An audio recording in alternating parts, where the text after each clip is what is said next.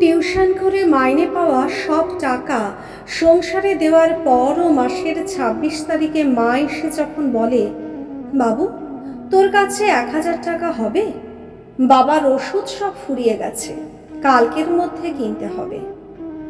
আর ছেঁড়া মানিব্যাগে ১০০ টাকা আছে জেনেও যে ছেলেটা হাসি মুখে বলে, চিন্তা করো না মা, আমি তোমাকে সন্ধ্যাবেলায় এসে দেব, সেই ছেলেটাই গরিবের বড় ছেলে।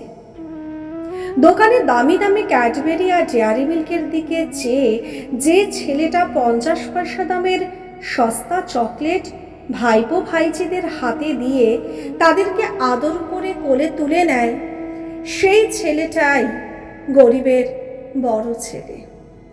টাকার অভাবে ট্যুরে যেতে না পারা যে ছেলেটা ট্যুর ফেরত বন্ধুদের কাছ থেকে করুণ দৃষ্টিতে ট্যুরে ঘটে যাওয়া মজার কাহিনী শোনে, সেই ছেলেটাই গরিবের বড় ছেলে। অনেক দিনের পুরনো জামাটার রং উঠে যাওয়া জায়গাগুলো যাতে লোকেরা দেখতে না পায়, তার জন্য রাতের অন্ধকারে লোকের ভিড়ের মধ্যে নিজেকে লুকিয়ে যে ছেলেটা নিজেরই ক্লাবের সাংস্কৃতিক অনুষ্ঠান দেখতে যায়, সেই ছেলেটাই গরিবের বড় ছেলে। পরার মতো ভালো জুতো নেই বলে যে ছেলেটা ইচ্ছে করে কলেজ ফাংশনে অনুপস্থিত থেকে পরের দিন বান্ধবীর কাছ থেকে মাথা নিচু করে হজম করে, তুই একটা কাপুরুষ, স্বার্থপর, কাল এলি না কেন, সেই ছেলেটাই গরিবের বড় ছেলে। বয়স হয়ে যাওয়া সত্ত্বেও টাকার অভাবে বিয়ে না হওয়া বোনের জন্য কিছু করতে না পারা ছেলেটাই গরিবের বড় ছেলে।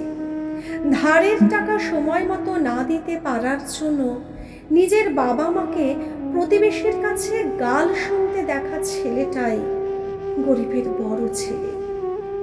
অনেক আগেই ফেলে দেওয়ার মতো চটি দুটোকে বারবার সেলাই করে পড়ে চলা ছেলেটাই গরিবের বড় ছেলে।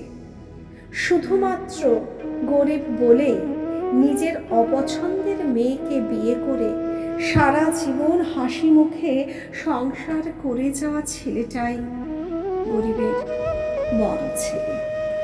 কলমে আফতাব মল্লিক।